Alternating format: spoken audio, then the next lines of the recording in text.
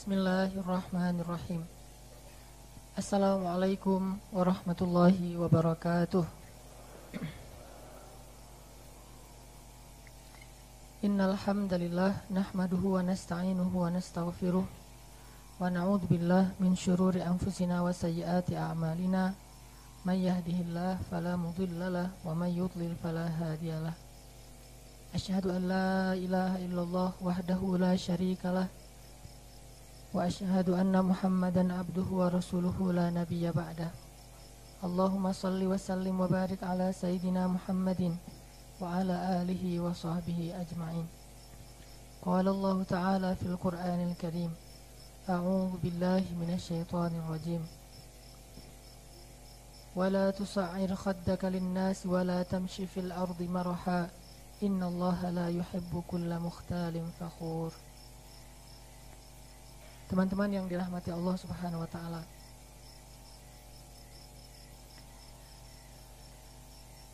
Salah satu di antara sifat yang wajib dimiliki oleh seorang hamba itu adalah sifat rendah hati atau sifat tawadhu. Dan saya katakan bahwa sifat ini adalah sifat yang wajib dimiliki oleh seorang hamba. Karena ketika seorang hamba menempatkan dirinya pada satu tempat yang lebih tinggi dari itu, maka dia telah menyelisihi sunnatullah. Dia telah mengubah statusnya dari seorang hamba menjadi seorang tuan. Sedangkan kenyataannya kita semuanya adalah hamba Allah Subhanahu wa taala. Maka tidak punya hak bagi seorang hamba itu untuk menyombongkan diri. Tidak punya hak bagi seorang hamba itu untuk meninggikan derajatnya. Satu-satunya yang dia boleh lakukan adalah bahwa dia merendahkan dirinya atau merendahkan hatinya di hadapan Allah Subhanahu wa taala yang Maha Tinggi. Maka teman-teman sekalian, pada malam ini kita akan belajar tentang sifat yang wajib kita miliki dan berdosa jika seorang hamba tidak punya sifat ini, atau dulunya pernah punya kemudian hilang gara-gara egonya, gara-gara hawa nafsunya, gara-gara gengsinya, sehingga ketika sifat ini hilang dari kita, maka seolah-olah kita sedang menghilangkan status kita sebagai hamba Allah Subhanahu wa taala.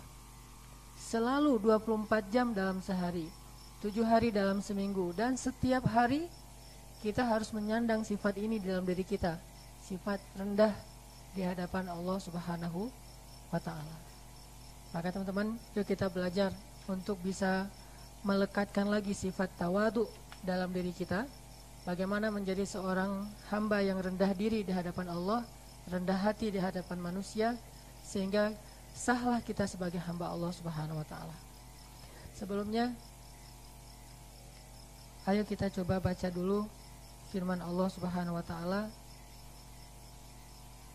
dari surat Abasa ayat 17. Surat Abasa surat 80 ayat 17.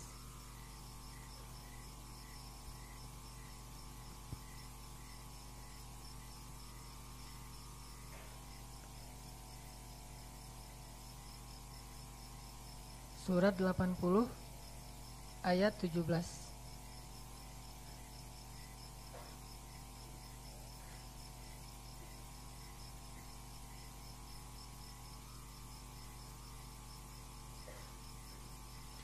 A'udzu billahi minasy syaithanir rajim.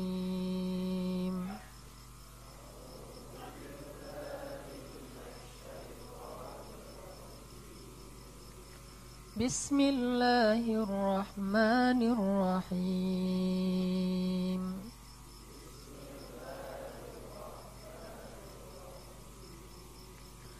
Qutilal insanu ma akfarah.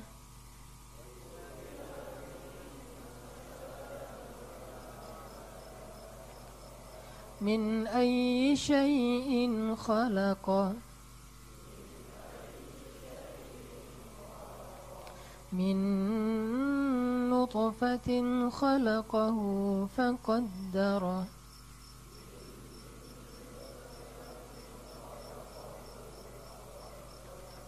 ثم السبيل يسره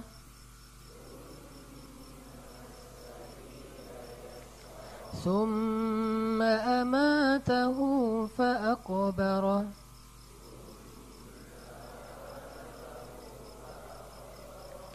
ثم إذا شاء أنشره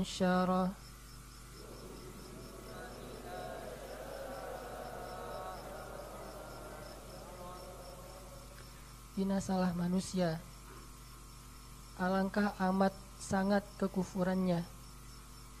Tidakkah dia perhatikan dari apakah Allah menciptakannya?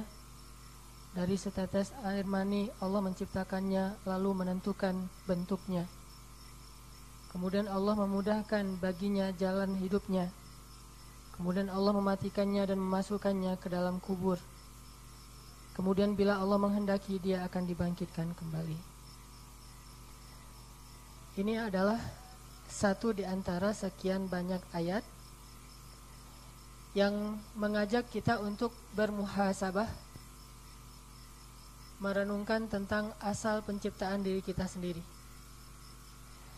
Tujuannya, Allah ingin kita sadar siapa diri kita, dari apa Allah menciptakan kita, seperti apa kondisi kita saat diciptakan, sehingga dengan kesadaran itu kita menjadi rendah diri di hadapan Allah Subhanahu wa Ta'ala. Jadi ketika kita membaca ayat-ayat tentang penciptaan diri kita di dalam Al-Quran, salah satu cara mengamalkan ayat itu adalah dengan cara merendahkan diri kita di hadapan Allah Subhanahu wa Ta'ala. Mengakui betapa kita itu tidak ada apa-apanya, bukan siapa-siapa, yang sangat hina kalau bukan karena Allah yang memuliakan kita. Yang sangat tercela kalau bukan karena Allah Subhanahu wa Ta'ala yang menjadikan kita dipuji. Yang sangat buruk kalau bukan karena Allah Subhanahu wa Ta'ala yang menutupi aib-aib kita. Intinya adalah ini salah satu di antara sekian ayat di dalam Al-Quran yang mengajarkan kita tentang sifat tawadu. Dan ayat-ayat kayak gini tuh banyak banget. Kalau istilah tawadu di dalam Al-Quran mungkin tidak ada, tetapi ayat-ayat tawadu banyak sekali di dalam Al-Quran. Bahkan ayat pertama yang turun kepada Nabi Muhammad itu ayat tawadu. Iqra bismi rabbikal ladzi khalaq, khalaqal insana min 'alaq. Iqra wa rabbukal akram, alladzi 'allama bil qalam, 'allamal insana ma lam ya'lam. Bacalah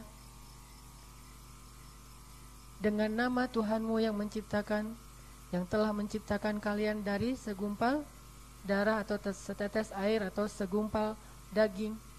Kemudian dia akram, memberi kalian rezeki. Kemudian dia memberi kalian ilmu dengan sesuatu yang kalian dulunya nggak tahu apa-apa.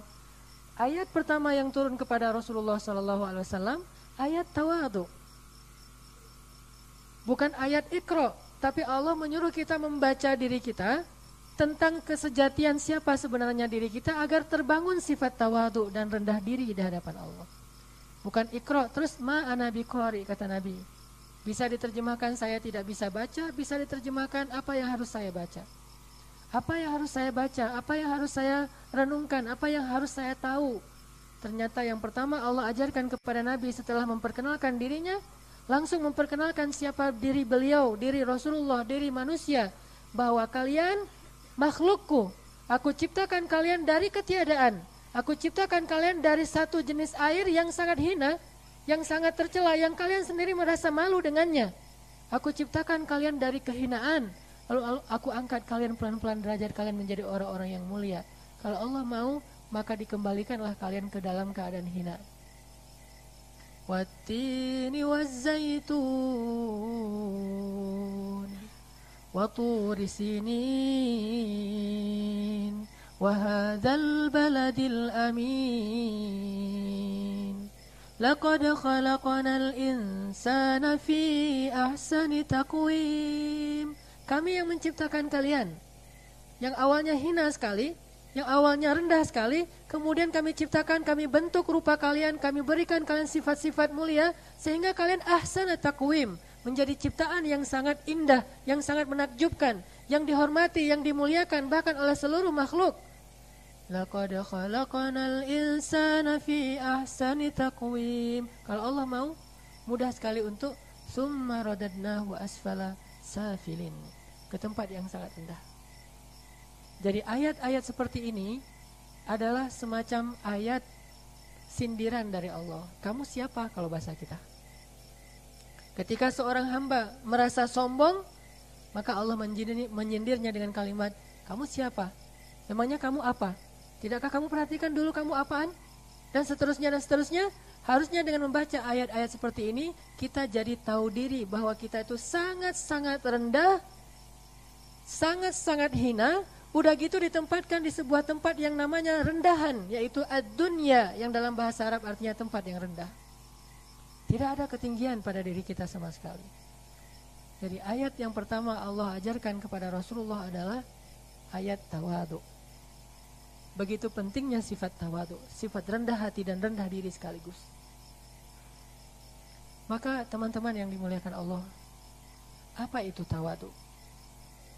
Apa definisinya?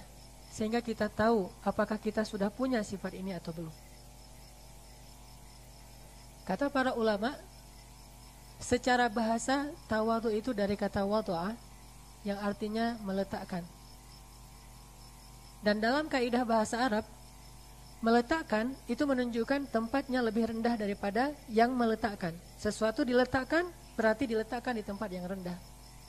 Maka tawadu artinya mencoba untuk turun, mencoba untuk down to earth, mencoba untuk serendah mungkin kondisinya. Ketika hati kita mulai merasa tinggi, ketika ego kita mulai terbangun, maka orang yang sifatnya tawadu buru-buru untuk turun lagi dari singgasana syaitannya di dalam dirinya. Karena singgasana syaitan, kata-kata syaitan, mantranya syaitan apa? Ana khairum minhu khalaqatani min nari wa khalaqatahu min tin. Aku lebih baik dari dia. Engkau ciptakan aku dari api, sedangkan engkau ciptakan dia dari tanah. Inilah singgasananya syaitan. Inilah sifat dasarnya syaitan. Walaupun ribuan tahun iblis beribadah kepada Allah, walaupun dia sudah digolongkan bukan lagi golongan jin, walaupun secara biologis dia adalah jin, tetapi secara golongan dia bukan golongan jin, dia golongan malaikat. Satu-satunya jin yang digolongkan di antara malaikat adalah iblis. Apa buktinya? Ketika Allah menyuruh malaikat untuk sujud, di dalamnya ada jin, Allah tidak mengatakan wahai malaikat dan jin, sujudlah kamu kepada Adam, tidak. Tapi Allah katakan wahai malaikat, sujudlah kalian kepada Adam, kecuali iblis yang tidak mau sujud. Artinya, iblis dimasukkan di antara golongan malaikat dengan kesolehannya yang luar biasa. Wa idh qulna lil malaikati isjudu li Adam. Ketika kami katakan kepada semua malaikat, sujudlah kalian kepada Adam, fasajadu illa iblis. Orang yang tidak mengerti mengatakan, bukankah iblis tidak disuruh sujud? Karena dia dari golongan jin, yang disuruh sujud kan golongan malaikat. Jadi kalau dia tidak sujud maka tidak masalah. Ternyata rahasianya, iblis sudah Allah anggap bagian dari malaikat. Saking solehnya iblis, saking tingginya ketakwaan iblis, saking banyaknya ibadah iblis, tingkat kesolehannya udah sama dengan malaikat. Ribuan tahun beribadah kepada Allah, tidak pernah bermaksiat kepada Allah, menangis terus-menerus minta ampun kepada Allah. Makhluk yang sangat-sangat soleh, ketika bangsanya Allah binasakan di bumi, Allah pernah membinasakan kaum jin, bangsanya iblis, Allah binasakan, hanya iblis yang satu-satunya yang Allah selamatkan. Sebagaimana Allah menyelamatkan Nabi Lut di antara kaumnya di Sodom. Ketika orang-orang di Sodom Allah hancurkan, Nabi Lut Allah selamatkan. Ketika orang-orang dihancurkan dengan banjir, Nabi Nuh diselamatkan. Ketika orang-orang dihancurkan dengan suara yang keras, Nabi Soleh diselamatkan, dan seterusnya dan seterusnya. Seolah-olah Allah mengatakan bahwa iblis satu-satunya jin yang paling Allah ridhai dan Allah disebut sebagai jin yang paling soleh, nabinya para jin. Bahkan gak ada satupun jin, walaupun banyak jin yang kemudian masuk Islam beribadah kepada Allah, gak ada satupun yang bisa mengalahkan ibadahnya iblis. Tapi ketika muncul sifat sombongnya iblis, tidak mau tawadhu di hadapan Allah, maka Allah Subhanahu wa ta'ala mengembalikannya kepada asalnya di tempat yang paling rendah, diusir dari tempat yang mulia, dibiarkan terkatung-katung sampai hari kiamat, dan setelah hari kiamat Allah janjikan tempat yang paling rendah di dalam neraka. Maka untuk itulah Allah Subhanahu wa ta'ala ketika menurunkan ayat pertama kepada Rasulullah, isinya adalah ayat tentang tawadhu. Ketika kita merasa ibadah kita lebih baik dari orang lain, ketika kita merasa amal kita lebih banyak dari orang lain, ketika kita merasa bahwa kita lebih baik fisiknya daripada orang lain, lebih kuat dari orang lain, lebih berwawasan daripada orang lain, maka saat itulah kita kehilangan sifat kehambaan kita kepada Allah. Bahwa sifat dasar seorang hamba itu tawadhu. Makanya secara bahasa kata ulama, tawadhu itu artinya merendah. Meletakkan sesuatu itu di bawah, jangan dilambungkan ke atas. Sehingga dalam situasi ketika kita sedang berada di bawah, maka kita tidak akan pernah merasa terhina. Hinaan itu kan sebuah tindakan merendahkan kan ya? Menghina itu berarti merendahkan. Merendahkan itu dilakukan kepada seseorang yang merasa, kalau kita merasa direndahkan, berarti kan kita merasa di tempat yang tinggi. Ketika kita berdiri di atas tangga, kemudian kita disuruh turun, berarti kan kita disuruh untuk merendah. Bagaimana kalau kita berada di tempat yang paling rendah, mungkinkah orang merendahkan kita? Seseorang yang berada dalam kondisi tawadhu, di posisi yang paling rendah, dia tidak akan pernah merasa direndahkan. Kenapa? Karena dia tahu bahwa dia berada di tempat yang paling rendah di antara tempat-tempat yang ada di muka bumi. Nggak ada tempat lain lebih rendah dari itu. Terus bagaimana cara dia merasa direndahkan? Ketika kita masih merasa direndahkan, sedikit saja, berarti sebesar ukuran rasa direndahkan kita itulah, sebegitulah ukuran kesombongan kita. Saya ulangi, sebesar apa rasa direndahkan dalam hati kita, maka sebesar itulah ukuran kesombongan kita. Karena orang yang tawadhu tidak punya tempat untuk merasa direndahkan, karena dia merasa memang sudah di tempat yang paling rendah. Ketika kita merasa sangat kecewa, sangat sakit hati, sangat marah, gara-gara kita merasa dihina, direndahkan, dan seterusnya, berarti ukuran yang marah yang sangat besar itulah menunjukkan ukuran kesombongan kita yang sangat besar.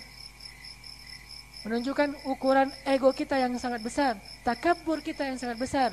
Kalau tawadhu diambil dari kata wadhu, di tempat yang rendah diletakkan, maka takabur, sombong, diambil dari kata kabur, yang artinya tinggi, besar.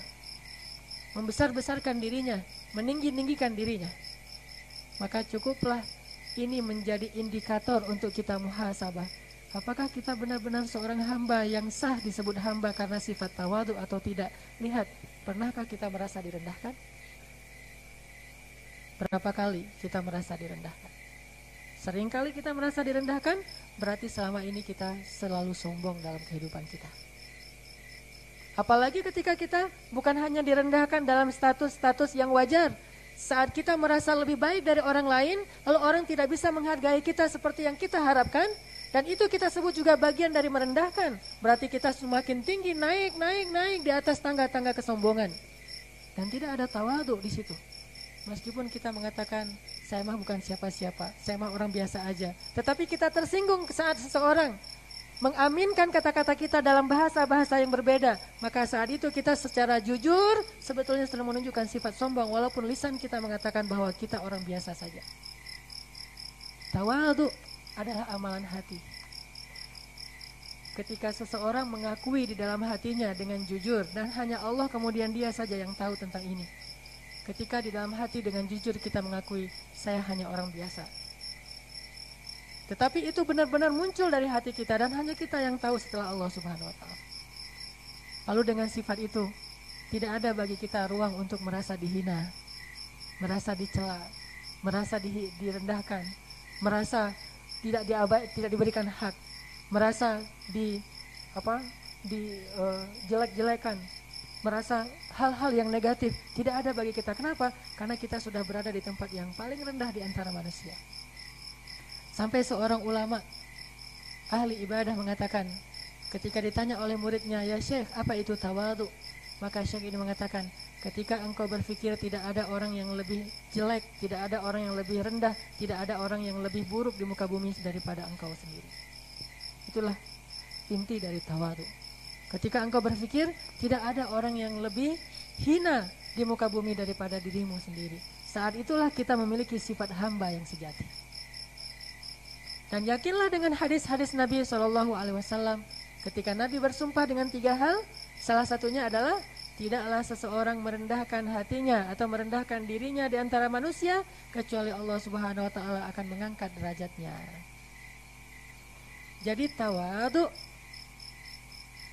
adalah usaha kita, perasaan yang kita bangun dalam diri kita dengan penuh kesadaran bahwa kita hanya orang yang sangat biasa. Tidak ada sisi luar biasa sedikit pun dalam diri kita. Yang perlu dipuji, yang perlu dihargai, yang perlu dielu-elukan, yang perlu disebut-sebut sama sekali. Tidak ada. Kita yang sejati adalah yang diciptakan dari setetes air yang hina. Tidak ada nilainya. Ketika kita berada dalam situasi kayak gitu, maka pertama kita tidak akan pernah merasa dikecewakan oleh orang lain. Yang kedua, kita akan selalu berusaha memuliakan orang lain. Kenapa? Karena kita akan selalu melihat orang lain dengan menengadahkan kepala kita, melihat orang lain di atas kita. Lalu kita memuliakan dia, kita menghormati dia, bukan meminta untuk dihormati oleh orang yang kita anggap berada di bawah kita tangganya. Orang yang paling tawadhu, orang yang paling mudah untuk menghargai dan menghormati orang lain. Orang yang paling sombong, orang yang paling sulit menghargai dan menghormati orang lain. Kenapa? Karena dia selalu merasa di atas dan dia berharap orang lain untuk melihat dia dengan cara mengangkat kepala mereka. Sedangkan dia tidak perlu mengangkat kepala, hanya perlu menundukkan kepalanya. Sifat tawadhu, sifat aslinya seorang hamba. Wajib bagi kita untuk belajar menjadi seorang yang tawadhu. Bahkan tawadhu dalam amal soleh sekalipun. Ini yang dikatakan oleh para ulama tentang apa itu tawadhu. Tawadhu itu kata ulama adalah meletakkan dirimu di tempat yang sangat rendah. Definisi bahasa. Definisi fikih. Apa itu tawadhu? Kata para ulama, secara fikih, kalau tadi kan secara bahasa Arab, yaitu meletakkan sesuatu di bawah. Kalau secara fikih, tawadhu itu kata ulama adalah menunjukkan rendah diri dan rendah hati karena memuliakan sesuatu. Menunjukkan kerendahan dirinya karena memuliakan sesuatu. Maksudnya apa? Orang yang tawadhu, dia merasa di bawah karena dia melihat sesuatu itu ada yang di atas. Kalau dia melihat sesuatu itu di bawahnya, itu namanya sifat sombong, karena lawan dari tawadhu itu sombong. Di sini tawadhu, di sini sombong. Takabbur. Sombong itu bukan cuek, tapi takabbur, membesar-besarkan dirinya, memuliakan dirinya. Nah, orang yang tawadhu secara fikih adalah orang yang merendahkan hati atau dirinya dalam keadaan takjub kepada sesuatu yang mulia. Artinya apa? Kalau kita mau menjadi orang yang tawadhu, berarti kita harus belajar takjub, belajar menghargai, belajar senang, belajar merasa mengidolakan. Itu orang yang tawadhu. Ketika kita mengidolakan sesuatu, ketika kita menghargai sesuatu, ketika kita takjub kepada sesuatu, saat itu kita sedang berada di bawah sesuatu itu. Tapi kalau kita mengabaikan sesuatu, menganggap biasa aja sesuatu, saat itu kita berada di atas sesuatu itu. Maka secara fikih, kata ulama, tawadhu itu adalah merendahkan diri karena ketakjuban terhadap sesuatu. Masalahnya, apa yang dimaksud dengan sesuatu itu?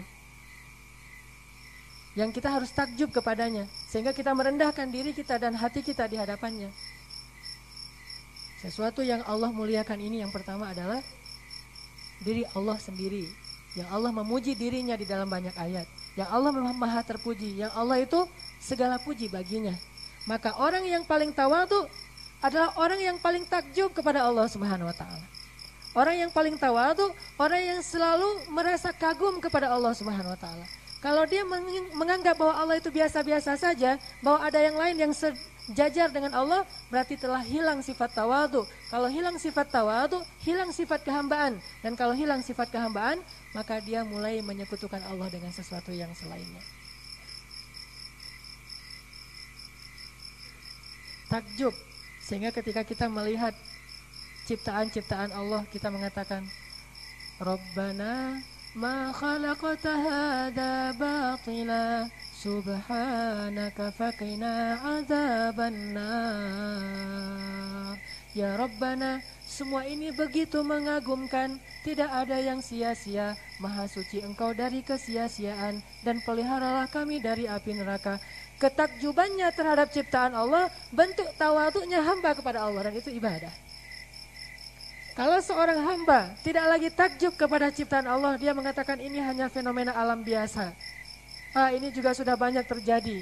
Ini biasa saja. Dan seterusnya, dan seterusnya, dan seterusnya. Saat itu dia mulai kehilangan sifat dasar seorang hamba, yaitu sifat tawadhu. Karena tidak sah tawadhu tanpa ketakjuban.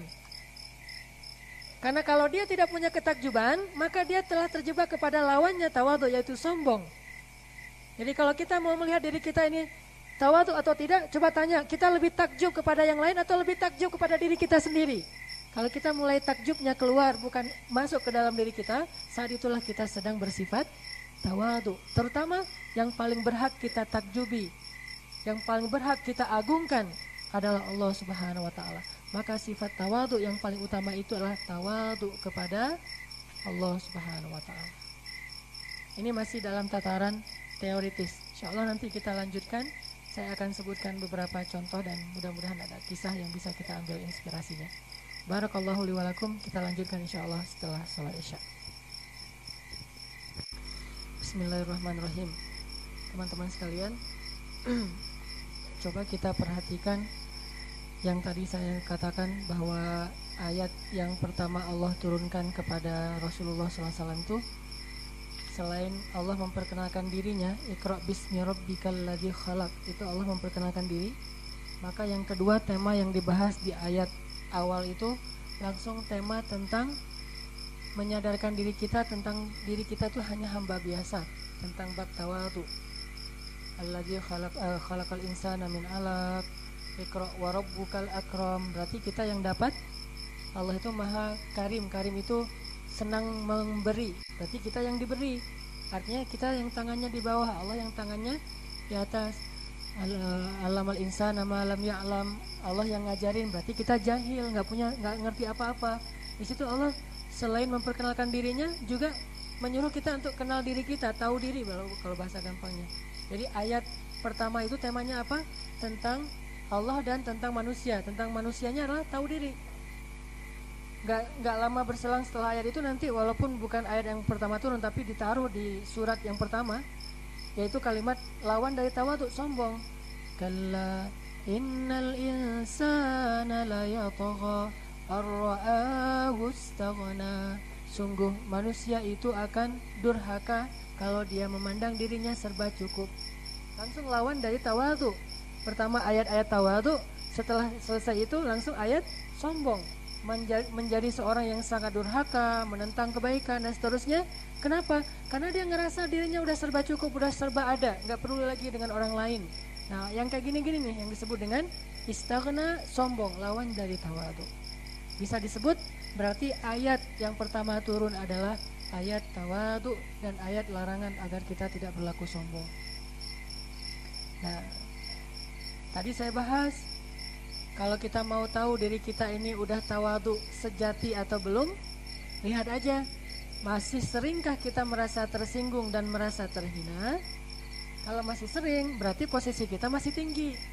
Sedangkan secara definitif, tawadhu itu merendah, berada di tempat yang paling rendah. Kalau kita berada di tempat paling rendah, nggak mungkin kita merasa direndahin, karena udah nggak ada tempat lagi yang lebih rendah dari tempat kita berpijak.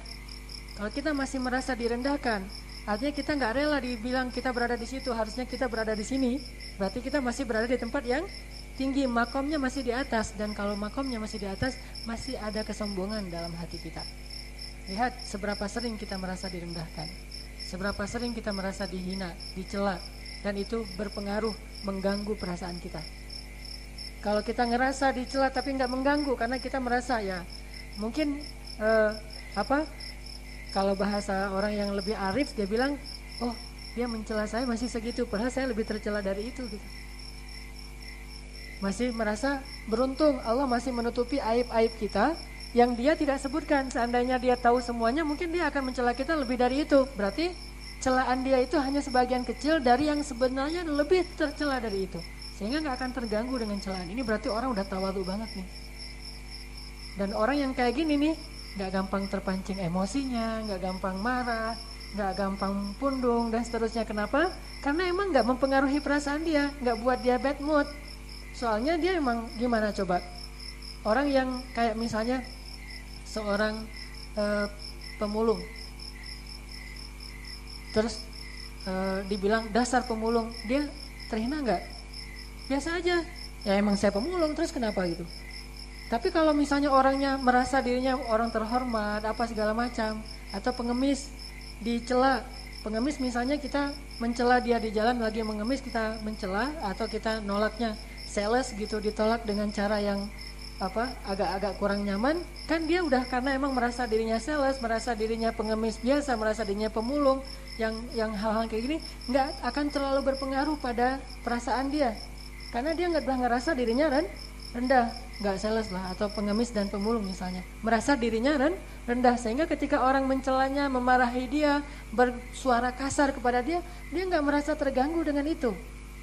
Tapi ketika seseorang yang merasa dirinya tinggi, bahwa dia bukan pengemis, bukan seorang pemulung, bukan orang yang lemah, yang gengsinya besar, dan dia terbiasa dengan kehidupan yang selalu lebih dimuliakan orang lain, sekali saja disentil hal sepele aja, itu bisa buat dia sangat kecewa, marah, merasa sakit hatinya. Kenapa?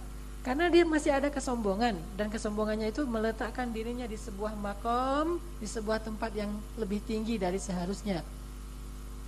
Satu tingkat aja di atas tawadhu udah sombong. Satu tingkat aja.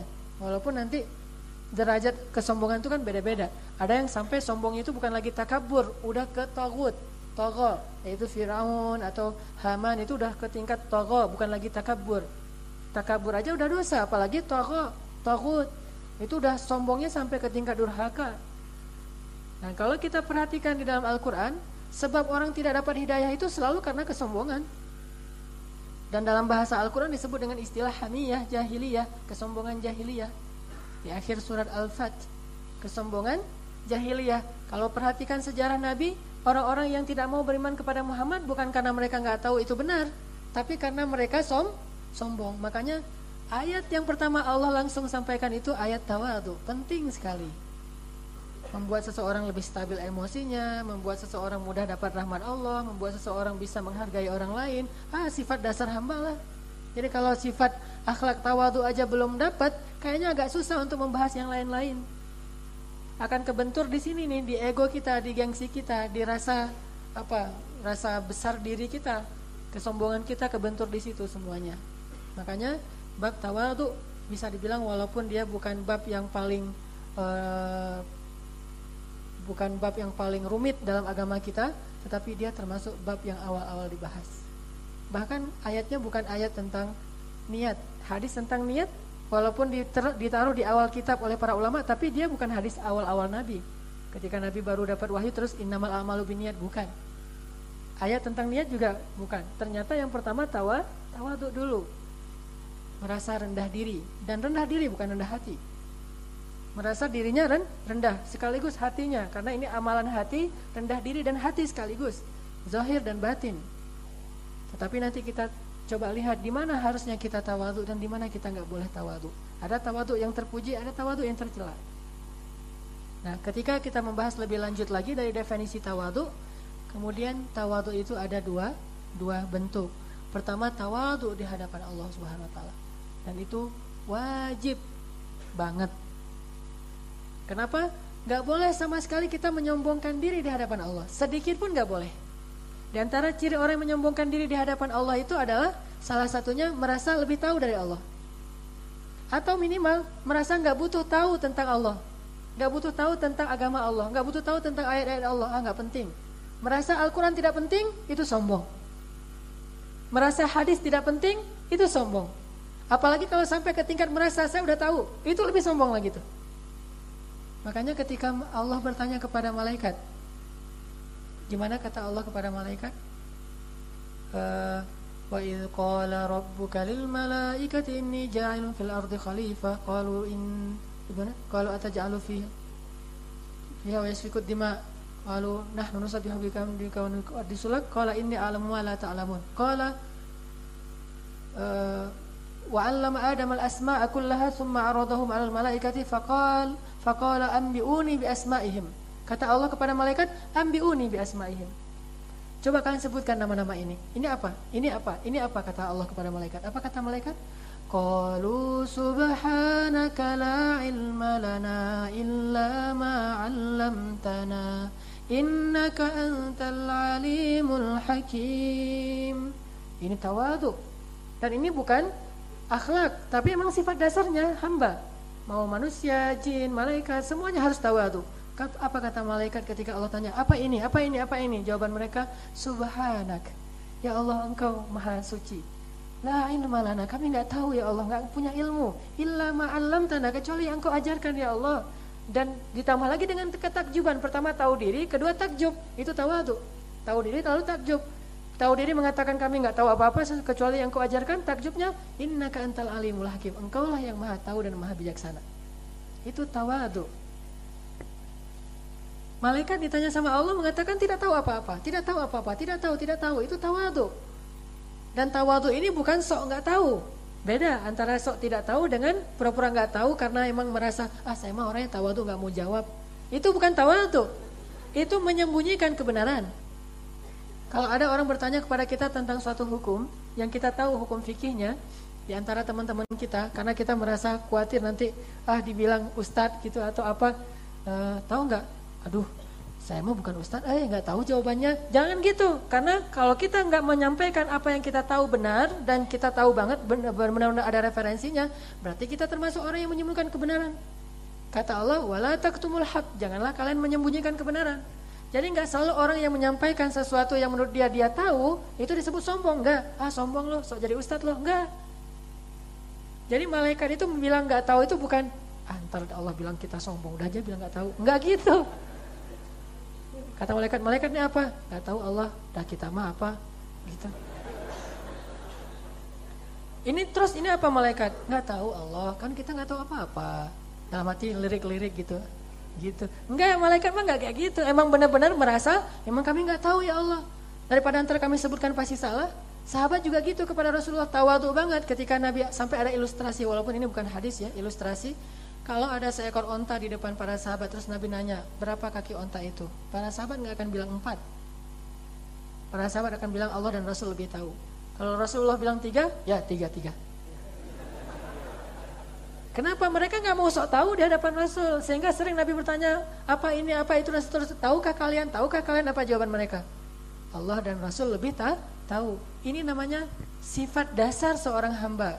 Yang ketika seseorang kembali kepada fitrah itu, itulah yang harus dia mulai dari situ, dari sifat tawadhu. Kalau kita ingin kembali kepada fitrah penghambaan diri kita, mulailah dari sifat tawadhu. Terutama tawadhu kepada Allah Subhanahu wa taala. Gak boleh kita sama sekali merasa bahwa ayat ini mah saya udah tahu lah. Ayat ini mah biasa aja. Gak boleh kita ngerasa ayat ini biasa. Ayat ini luar biasa, cuma sayanya yang gak tahu apa luar biasanya itu. Itu kan tawadhu. Dan tawadhu itu bukan pilihan bahwa saya karena orangnya mulia ya, saya orangnya baik, jadi saya tawadhu. Enggak. Jadi tawadhu itu bukan baik. Emang hamba itu harusnya tawadhu. Justru ketika kita merasa tawadhu itu kebaikan kita untuk orang lain yang kita berikan, itu udah sombong. Ketika kita ngerasa bahwa saya pengen bersikap tawadhu aja deh. Karena tawadhu kan sifat mulia, tawadhu kan orang baik. Jadi orang yang paling baik itu orang yang paling tawadhu. Jadi saya tawadhu aja. Justru itu sombong. Enggak dibarengi dengan kesadaran, tetapi sekedar sikap saja yang diekspresikan di zahirnya. Sedangkan batinnya ngerasa bahwa sebetulnya saya sih tahu gitu. Enggak, benar-benar merasa tidak tahu. Sehingga kalau kita baca ayat Al-Quran, ada ayat katakanlah yang kita udah sering ulang-ulang, Qul huwallahu ahad, Allahus samad. Al-Ikhlas dah di luar kepala. Padahal kita nggak tahu dahsyatnya surat ini sampai Nabi mengatakan dia sepertiga Al-Quran. Nah kalau misalnya kita nggak ngerti, jangan kita bilang itu ayat biasa aja. Saya suka tuh yang ayat kayak gini nih. Atau saya lebih suka quote dari orang-orang yang para tokoh-tokoh dunia itu lebih kena tuh bahasanya. Atau lirik-lirik lagu yang lebih memotivasi. Enggak, tetap Al-Quran adalah kalimat terbaik. Dan tidak ada yang lebih baik dari Al-Quran. Kalau kita merasa kok nggak merasakan mana baiknya ya, berarti kita harus akui emang kita bodoh gitu. Itu tawadhu yang sebenarnya. Sambil merasa takjub kepada Allah, yaitu Al-Quran, firman Allah Subhanahu Wa Taala. Dari situ kita termotivasi, apa ya Al-Quran apa? Nah, seseorang yang nggak mau memahami Al-Quran, tidak merasa tertarik dengan Al-Quran, merasa lebih banyak yang lebih penting daripada Al-Quran, membaca berbagai macam kitab, dan dia bangga dengan kitab-kitab itu yang tebal atau yang kecil, kemudian di depannya itu ada judul-judul yang keren-keren. Kalau dia bawa kitab itu kemana-mana, merasa bahwa dia itu educated, dia lebih bangga daripada Al-Quran, di situ dia sudah mulai menyombongkan diri. Kenapa? Merasa bahwa manusia lebih baik, lebih hikmah, lebih bijak daripada Allah Subhanahu Wa Taala. Harus dibarengi dengan ketakjuban kepada Allah. Dan memang Allah pantas kita takjubin. Gimana tidak takjub? Nabi ketika malam hari keluar dari rumahnya mau tahajud, beliau lihat langit, beliau perhatikan luar biasa Allah ini, luar biasa kekuasaannya. Nabi bilang, Rabbana ma khalaqta hadza batila. Belajar takjub. Makin kita takjub kepada Allah dan kita tinggikan Allah, makin kita merendahkan diri. Dan pada saat yang sama, makin Allah mengangkat derajat kita. Jadi tawadhu yang pertama adalah kepada Allah. Jangan merasa lebih tahu daripada Allah. Tapi bedain orang yang kadang-kadang kita bilang, kamu kayak merasa lebih tahu daripada Allah. Ini udah jelas ayatnya nih. Kadang-kadang maksudnya bukan itu, bukan kita sok lebih tahu dari Allah. Kita hanya ingin menjelaskan maksud dari ayat itu secara tafsir kayak gini. Jangan hanya ditafsirkan secara teks. Jangan pernah merasa lebih tahu dari Allah atau merasa lebih tahu dari Rasulullah. Meragukan Al-Quran, meragukan hadis, itu menunjukkan bahwa kita mulai sombong. Kedua, ngerasa tawadhu di hadapan Allah itu selain merasa nggak tahu apa-apa, yang kedua adalah ngerasa fakir banget. Ya ayuhan nas, antumul fuqara'u ilallah. Kalian itu fuqara, kita tuh fakir di hadapan Allah. Kalau kita bisa ngerasa fakir, apa itu ngerasa fakir? Fakir itu apa? Sangat butuh, itu fakir. Kalau butuhnya dikit, itu miskin. Kalau nggak butuh, itu orang yang mampu. Kalau yang cari orang yang membutuhkan, itu orang yang berkelebihan. Nah, orang yang fakir merasa sangat butuh. Antumul fuqara'u ilallah. Itulah tawadhu. Kita harus ngerasa bahwa kita butuh Allah banget gitu. Karena orang kalau nggak ngerasa butuh Allah, maka dia nggak akan datang ke rumah-rumah Allah. Kalau nggak ngerasa butuh Allah, dia nggak merasa butuh untuk taat kepada Allah. Itu namanya sombong, istaghna, merasa udah cukup. Ngapain juga saya harus taat? Orang semuanya udah terpenuhi. Saya mah nggak butuh lagi kepada Allah. Saya mah nggak butuh pahala. Saya mah nggak butuh surga. Semua yang saya inginkan sudah saya dapatkan. Itu istaghna, itu sombong. Kita sangat butuh Allah dan setiap detik kita butuh Allah Subhanahu Wa Taala. Sehingga karena rasa butuh kita kepada Allah, karena kita merasa diri kita bukan siapa-siapa, akhirnya kita selalu mencoba untuk mencari perhatian Allah, memantaskan diri di hadapan Allah, menghibah di hadapan Allah, menunjukkan lemahnya kita di hadapan Allah, tadzallul, merasa dzullah, merasa rendah di hadapan Allah, seperti doanya Zakaria yang dipenuhi dengan rasa tawadhu. Rabbi inni wahanal 'azmu minni washta'ala ar-ra'su syaiba wa lam akum bidu'aika rabbi syaqiyya. Doa Nabi Zakaria, tawadhu, merendah di hadapan Allah bahwa saya ini bukan siapa-siapa ya Allah. Nabi yang sakit siapa? Ayub. Kemudian Nabi Musa yang mengatakan aku kepada Allah sangat membutuhkan karunia-Nya dan seterusnya. Ini namanya tawadhu di hadapan Allah Subhanahu wa taala. Ketika kita mengabaikan agama Allah, mulai saat itu berarti kita telah menunjukkan sikap arogan dan sombong kita di hadapan Allah. Lawan dari tawadhu. Rendah diri di hadapan Allah. Itu yang kita pelajari dari sholat. Ketika kita meletakkan jidat kita di atas tanah, saat itu harusnya kita juga meletakkan hati kita dengan bentuk penghambaan di hadapan Allah. Ya Allah, saya ini udah hina, ya Allah, saya ini udah banyak dosa, saya dan segala macam. Jangan merasa ya Allah saya kurang apa lagi dari saya. Itu orang yang sombong. Tapi merasa ya Allah memang saya banyak kurangnya. Tetapi kalau nggak kepada Engkau saya berharap, terus kepada siapa lagi ya Allah? Kan nggak punya pilihan ya Allah. Gitu harusnya. Justru ketika kita berdoa kita bilang ya Allah, saya emang banyak dosa, saya emang hina, saya banyak aib. Tetapi kalau saya nggak minta ampun kepada engkau, siapa lagi yang bisa mengampuni dosa selain engkau ya Allah? Sementara hanya engkau yang mau mengampuni dosa. Merasa rendah mengagungkan Allah. Ya Allah, saya ini lemah dan engkau maha kuasa. Walaupun saya merasa jauh darimu, tetapi saya nggak ada tempat kembali lagi selain kepada engkau. Lagi-lagi saya datang kepadamu ya Allah. Walaupun saya nggak pantas, karena nggak ada yang bisa mengijabah doa-doa saya selain engkau. Nggak ada yang bisa memenuhi kebutuhan saya selain engkau. Walaupun saya merasa nggak pantas ya Allah. Itu merendah lalu meninggikan Allah, tawadhu dalam doa. Itulah hamba ketika dia merasa di hadapan Allah itu tidak ada apa-apanya. Ini agak mudah lah kalau kita orang-orang yang insya Allah sudah belajar beriman, kecuali di luar orang yang beriman. Ada yang lebih sulit dari ini, tawadhu dalam bentuk yang kedua, yaitu tawadhu di hadapan manusia. Dan bukan hanya sulit melakukannya, kadang-kadang kita salah juga. Harusnya kita tidak perlu tawadhu, malah kita tawadhu. Harusnya tawadhu, malah kita meninggikan diri kita. Makanya tadi definisi fikih tawadhu itu adalah merasa rendah diri kepada sesuatu yang mulia. Maka kita harus tahu siapakah manusia yang wajib kita untuk tawadhu, merasa rendah diri di hadapannya. Nomor satu adalah Rasulullah SAW. Sehingga saking tawadhunya, saking merasa rendah dirinya, saking merasa Rasulullah itu mulia, saya hina.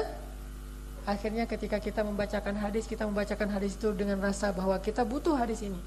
Kita ingin belajar hadis ini dari Rasulullah. Kita pengen belajar lebih banyak dari Rasulullah. Kalau perlu dengan berwudu, kalau perlu jangan main-main ketika membacakan hadis. Seperti Imam Malik, ketika beliau sedang di atas kendaraan, muridnya bertanya tentang suatu hadis, beliau diam saja tidak mau menjawab. Lalu setelah sampai di tujuan, beliau berwudu, menyuruh muridnya berwudu, kemudian beliau bertanya, tadi apa yang kamu tanyakan? Muridnya bertanya, beliau menjelaskan hadis-hadisnya. Setelah itu muridnya bertanya lagi, ya Syekh, kenapa baru dijelaskan sekarang, kok tadi nggak direspon? Kata Imam Malik, saya tidak suka membahas tentang hadis Rasulullah ketika kita sedang di atas kendaraan.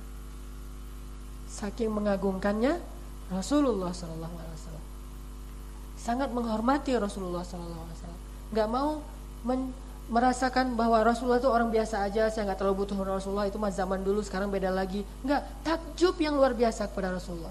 Ketakjuban yang luar biasa membuat kita merasa tidak ada apa-apanya dibandingkan dengan Rasulullah, lalu kita mengikuti beliau. Di situ tawadhu kepada Rasulullah SAW. Mencontohi teladan beliau, jangan bilang teladan gitu mah biasa aja lah.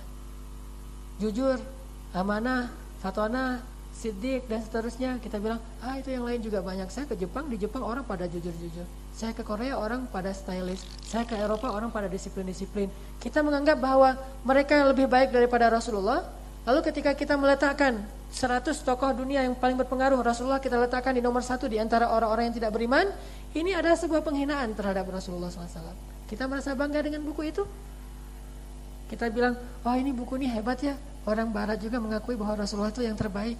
Lihat Nabi Musa urutan keberapa, lihat Nabi Ibrahim urutan keberapa, Nabi Isa urutan keberapa. Bukankah mereka semua orang-orang yang mulia di hadapan Allah, walaupun Rasulullah yang paling tinggi derajatnya di antara semuanya. Jadi tidak pantas Nabi diletakkan walaupun nomor 1 di antara orang-orang lain seperti Einstein dan yang lainnya. Meletakkan Nabi di antara orang lain di dalam buku itu sebuah penghinaan terhadap Rasulullah, sekaligus juga sebuah pemuliaan terhadap tokoh-tokoh yang lain. Ketika ada nama Muhammad di antara nama-nama yang lain, nama itu keangkat, nama Muhammad dijatuhkan. Maka kita sebagai muslim, saking takjubnya kepada Rasulullah, udah gak ada bandingannya. Rasulullah itu idola kita banget. Disitulah mulai tawadhu kepada Rasulullah SAW. Manusia yang paling pantas kita bertawadhu, rendah diri di hadapan Rasul. Sehingga ketika Rasulullah bicara, semua sahabat diam. Ketika Rasulullah sedih, semua sahabat merasa bersalah. Ketika Rasulullah marah, semua sahabat minta maaf kepada Rasul.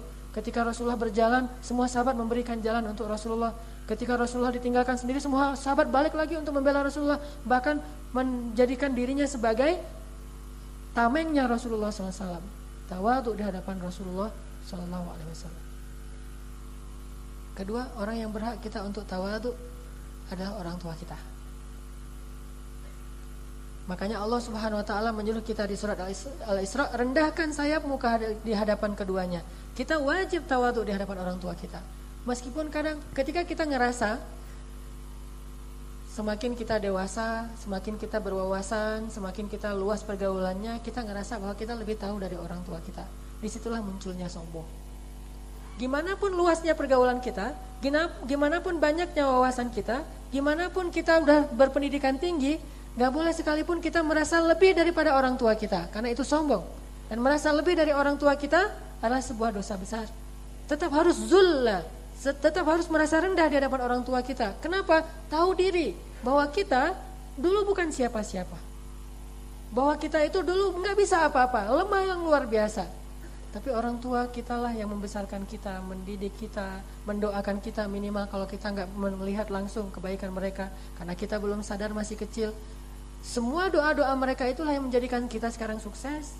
Kalau sesekali mereka marah, itu jauh sangat wajar. Tidak masalah mereka marah kepada kita, karena semarah apapun orang tua kita kepada kita, tetap itu tidak akan, dan kita sabar terhadap marahnya, tetap tidak akan bisa membalas kebaikan orang tua kita kepada kita. Tahu diri dulu. Setelah tahu diri, kita belajar takjub kepada orang tua kita. Ibu saya itu seorang pahlawan, ayah saya itu seorang pahlawan, dan saya akan merendah di hadapan keduanya. Kalau perlu ketika saya berjalan, kalau perlu seandainya boleh kita mencium kaki ibu kita dan seterusnya.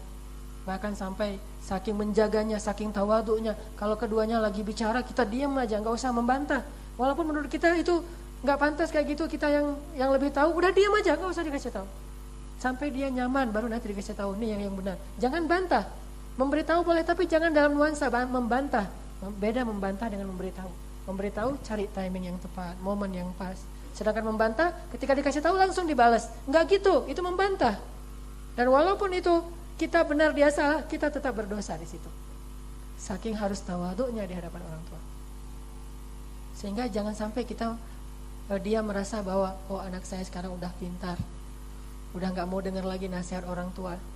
Anak saya sekarang udah berpendidikan tinggi, sehingga dia merasa lebih tahu daripada saya. Itu sombong.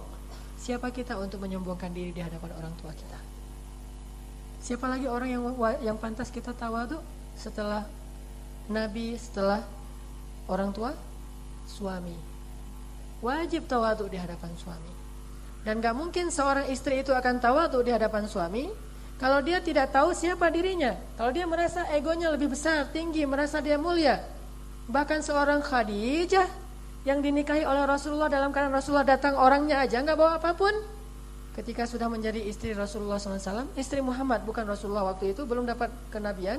Bahkan ketika Khadijah menjadi istri Muhammad SAW, Khadijah langsung berubah menjadi seorang perempuan yang tawaduk kepada suaminya. Ketika Rasulullah bicara, dia akan diam. Ketika Rasulullah menasihati, dia akan mendengar. Dia tidak berani untuk mengangkat kepalanya di hadapan Rasulullah SAW. Kenapa? Karena suami adalah orang yang pantas untuk istrinya bertawaduk. Apa kata Nabi yang terkenal? Seandainya aku boleh menyuruh seseorang sujud kepada manusia yang lain, maka akan aku suruh sujud seorang perempuan kepada suaminya. Dan dalam hadis yang lain, seandainya seorang perempuan menjilat luka suaminya dari ujung rambut sampai ujung kakinya, dia jilat satu persatu sampai hilang semua luka itu, bersih dari darah dan nanahnya, maka sesungguhnya perempuan itu belum menunaikan hak suami walaupun sedikit saja. Sedangkan suami kepada istri bukan bab tawadhu, tetapi bab kasih sayang, bab mawaddah. Sedangkan istri kepada suami bab tawadhu, merasa dia adalah yang diayomi oleh suaminya. Siapa lagi orang yang pantas kita tawadhu? Ulama, orang-orang yang berilmu, orang-orang yang mengajarkan kita tentang agama Allah Subhanahu wa taala. Bagaimana tawadhu di hadapan ulama? Tidak mendebat para ulama dengan keawaman kita. Ketika kita merasa bahwa saya juga punya pendapat, berdebat dengan para ulama dalam hal keilmuan, di situ kita sudah menyombongkan diri di hadapan ulama. Kalau kita tidak mau menerima pendapat ulama ini, berarti kita sedang menyombongkan diri, atau caranya adalah dengan cara mengambil pendapat ulama yang lain. Siapa lagi orang yang pantas kita tawadhu? Orang yang kita anggap lebih soleh dari kita. Ternyata tawadhu dalam hal ini semuanya terpuji di hadapan Allah, nggak akan merendahkan kita. Tapi kalau tawadhunya kepada orang yang lebih sukses secara duniawi, lebih terkenal, lebih banyak hartanya, lebih keren penampilannya, ini tawadhu yang dicela dalam agama. Nggak boleh kita tawadhu dalam hal ini. Tetapi juga nggak boleh merendahkan. Terus gimana? Biasa aja. Ketika ada orang lebih terkenal, Kita ngerasa bahwa diri kita, saya mah orangnya nggak terkenal, nggak kayak dia. Kita lalu merasa rendah hati, rendah diri. Maka di situ kita tawadhu yang tercela. Nggak boleh merasa rendah diri dalam urusan dunia. Kenapa? Karena urusan dunia itu bukan standar kemuliaan seseorang. Baru menjadi standar kemuliaan ketika dunia itu menjadi amal soleh. Kayak misalnya orang kaya yang dermawan. Dia mulia karena kedermawanannya, bukan karena kekayaannya. Orang yang terkenal kemudian dengan keterkenalannya itu kemudian dia menjadi orang yang banyak memberi manfaat. Itu mulianya karena khair, karena banyak memberi manfaat, bukan karena dia orang yang seleb, bukan karena dia orang yang punya keahlian, bukan karena dia punya harta yang banyak. Bukan di situ ketakjuban kita letakkan. Enggak boleh seorang mukmin takjub dalam hal itu. Kalau kita mau takjub, takjub dalam kesolehan dan kebaikannya. Teman-teman sekalian, coba kita renungkan beberapa kisah tawaduknya Rasul yang mungkin bisa kita teladani dalam hidup kita. Rasulullah pernah ditanya oleh seorang sahabat, Aisyah pernah ditanya oleh seorang sahabat gimana Rasulullah di rumah. Kata Aisyah, Rasulullah itu di rumah sibuk mengurus keluarganya, mencuci, memasak, membersihkan rumah. Rasulullah di rumah mencuci, memasak, membersihkan rumah dan segala macam. Ketika datang waktunya sholat, maka beliau keluar ke masjid untuk sholat, balik lagi ke rumahnya menyelesaikan hajat-hajat keluarganya. Tawaduknya Rasulullah SAW, gak pernah merasa gengsi. Bukan tawaduk kepada istri, tetapi membuang ego dan gengsinya. Gak merasa bahwa ini pekerjaan yang hina, ini pekerjaan yang rendah. Begitu juga kita, tidak ada salahnya seorang suami itu melakukan pekerjaan istri, walaupun itu bukan kewajibannya. Dan itu tidak akan membuat dia menjadi rendah di hadapan Allah Subhanahu wa taala. Tidak ada salahnya seorang laki-laki mengerjakan pekerjaan perempuan ketika memang perempuan membutuhkannya. Karena itu tidak akan merendahkan dia di hadapan Allah selama itu bukan dosa. Selama itu bukan maksiat kepada Allah. Rasulullah, kata Aisyah, di rumah itu bayangin lagi ngepel, lagi bersihin WC, lagi masak. Bayangin Rasulullah masak. Walaupun masaknya nggak seheboh kita ya. Kalau kita kan heboh tuh, cincang-cincang segala macam bumbu. Kalau orang Arab kan masaknya paling membuat roti sama selai gitu. Rasulullah buat roti, bahkan nyuci baju, menjemur sendiri. Rasulullah melakukan itu dengan sifat rendah hatinya. Justru itu akan meninggikan beliau di hadapan Allah dan di hadapan manusia. Hadis yang lain, pernah ada seorang nenek-nenek, namanya ibu-ibu udah nenek-nenek udah tua gitu kan, kadang-kadang nggak ngerti ya. Gak ngerti gitu apa yang siapa di depannya. Tiba-tiba ketemu dengan Rasulullah terus bilang, "Hei anak muda sini." Manggil Rasul, "Hei anak muda sini." "Ada apa bu?" Kata, "Ya amatullah, alaki haja, ada apa, ada yang bisa saya bantu?" Kata Rasulullah. Sini ikut saya, tolong bantu saya beli-beli." Disuruh ambil yang itu yang itu tuh, disuruh-suruh tuh di pasar. Orang-orang semua ngeliat, "Hah, Rasulullah lagi disuruh-suruh sama nenek-nenek." Bayangin jadi kayak kuli gitu, bawain barang si nenek itu, terus juga ngambil-ngambil barangnya, nuker-nukerin duitnya segala macam. Pokoknya Rasulullah berkhidmat untuk seorang nenek yang nenek ini nggak tahu kalau yang disuruh kerja itu adalah seorang Rasul. Dia nggak tahu apa-apa, namanya juga orang tua. Main nyuruh-nyuruh aja, sekali dibentak atau apa Rasulullah ya dibawain barang-barangnya Rasulullah Sallallahu Alaihi Wasallam. Dan itu bukan pencitraan, memang beliau lakukan. Kebetulan banyak orang yang melihatnya, sehingga akhirnya Rasulullah diriwayatkanlah kisah itu. Seorang perempuan yang mengajak Rasulullah seharian di pasar untuk memenuhi kebutuhannya, dan Rasulullah membantunya. Belum lagi nanti tawaduknya Rasulullah di hadapan seorang sahabat yang baru belajar Islam, sehingga beliau ketika sedang berkhutbah di atas mimbar, ada seorang sahabat yang datang pengen belajar Islam, langsung beliau turun dari mimbar untuk menemui sahabat itu, mengajarkan Islam kepadanya. Bukan menyuruh sahabat itu untuk datang kepada Rasulullah, tapi Rasulullah mendatanginya. Tawaduknya Rasulullah kepada para sahabat. Belum lagi nanti kisah-kisah yang sangat banyak, terutama kepada perempuan. Bukan merasa rendah di hadapan perempuan, tetapi membuang gengsinya untuk menyayangi perempuan, mengasihi perempuan. Maka teman-teman sekalian, ayo kita buang gengsi kita. Jangan merasa terhina, karena ketika kita masih merasa terhina dalam suatu kebaikan, dengan syarat suatu kebaikan, berarti kita masih punya ego, dan ego itu menunjukkan kesombongan kita. Tawaduk ke hadapan Allah, dan tawaduklah ke hadapan manusia. Tetapi kalau misalnya ada sedikit kasus nih, agar kita nggak salah paham. Kalau misalnya dalam satu pertemuan ditanya siapa yang bisa desain, kita merasa jago desain, diakui oleh orang banyak bahwa kita tuh bisa desain, diam-diam aja. Saya emang nggak mau sombong. Di situ kita bukan tawadu. Orang yang kayak gitu tuh nggak tawadu. Berarti dia tidak mau berbagi kebaikan kepada orang lain. Padahal kebaikan dia, keahlian dia itu dibutuhkan. Saat itu dia bisa bilang, saya bisa. Tapi dicoba dulu apakah ini cocok apa enggak. Coba saya berikan saya kesempatan untuk mencoba. Itu bukan orang yang sombong. Ketika dia mengatakan saya bisa, ya kalau emang dia bisa, saya mampu. Seorang misalnya katakanlah dia seorang yang punya kemampuan nyetir gitu. Kita ada kendaraan, terus nih yang bisa nyetir siapa nih kalau untuk jarak jauh? Padahal kita tahu bahwa kita itu pernah jadi supir pahala kencana gitu dari Bandung Surabaya gitu, udah terbiasa lah jalan Pantura mah udah ngerti gitu ya. Tapi saya emang nggak mau dibilang orang yang sok gaya gitu, biasa aja. Diam aja, nggak ada yang bisa nih. Akhirnya kita nyewa supir kan, atuh rugi atuh. Padahal dia bisa. Tapi kalau dia bilang saya bisa, karena saya beberapa kali pernah lewat Pantura ke Surabaya Bandung. Itu bukan sombong. Itu ingin berbagi kebaikan. Hanya dia yang tahu apakah dia sombong atau tidak.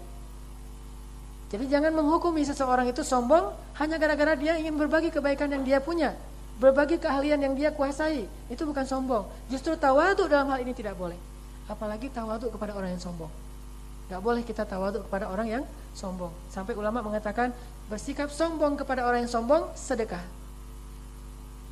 Bersikap sombong kepada orang yang sombong sedekah. Gimana maksudnya? Ada orang tuh gaya-gayaan gitu, sombong, dia pamer perhiasan dia, pamer kekayaannya, dia pokoknya menunjukkan bahwa dia tuh orang yang segalanya serba branded.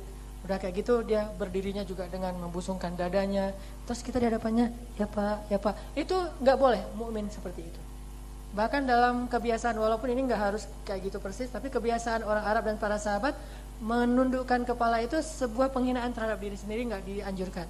Tetapi kan beda budaya, beda maksudnya. Kalau di kita, apalagi di Jawa Barat, justru nggak akan dianggap sombong kalau kita nggak nundukin kepala.